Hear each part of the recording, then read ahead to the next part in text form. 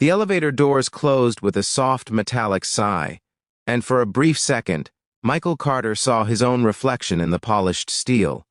A tired man in a borrowed suit, shoulders slumped, eyes dulled by disappointment. He had failed. Again. As the elevator began its slow descent from the top floor of one of the most powerful buildings in New York City, Michael felt something heavier than rejection sink into his chest.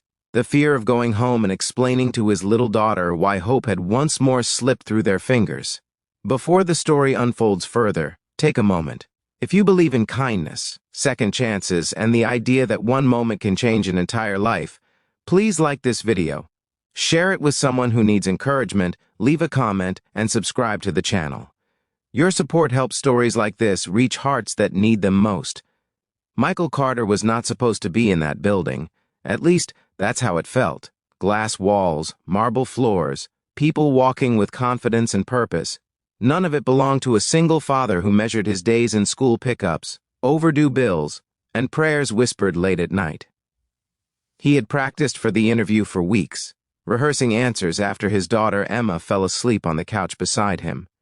He had memorized leadership principles, company values, and technical explanations he barely had time to learn while working 2 part-time jobs. But when the interview panel stared back at him with polite smiles and distant eyes, something inside him collapsed. His answers came out stiff, his voice shook, and when it was over, he knew. The rejection was already written. Michael walked out of the building into the cold afternoon air, clutching the thin folder that held his resume like it was the last proof that he had tried. Every step away from the building felt like another step away from stability. Emma was 7 years old, bright and curious, with her mother's gentle smile and a heart too big for her small body. Since her mother had passed away from illness 3 years earlier, Michael had promised himself that Emma would never feel abandoned by the world, but promises were hard to keep when rent notices piled up and grocery choices became painful calculations. What no one inside that interview room had seen was the man behind the resume. They hadn't seen Michael studying accounting textbooks at midnight after working construction shifts. They hadn't seen him teaching Emma math at the kitchen table using coins because they couldn't afford workbooks.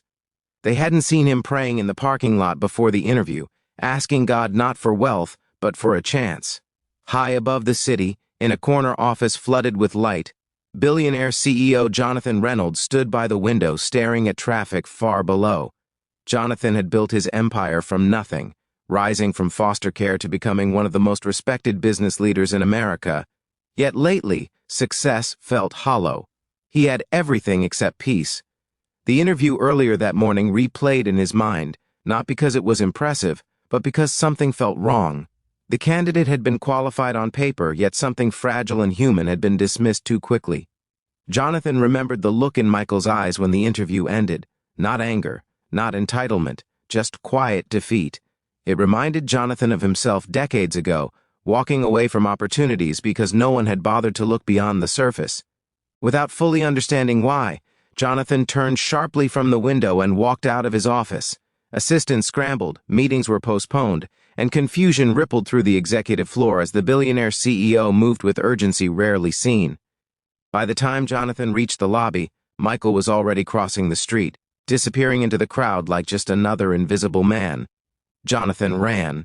People stopped and stared as the powerful CEO stepped onto the sidewalk, calling out not with authority but with urgency.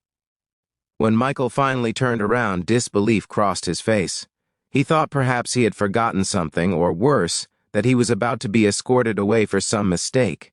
Instead, he saw something unexpected: sincerity. What happened next would later be described as a turning point, not just for Michael Carter, but for Jonathan Reynolds as well. Jonathan had reviewed Michael's file again, this time without the pressure of performance metrics and polished answers. He saw the gaps in employment explained by caregiving. He saw steady progress instead of prestige. Most of all, he realized that leadership was not always loud. Sometimes it looked like persistence in silence.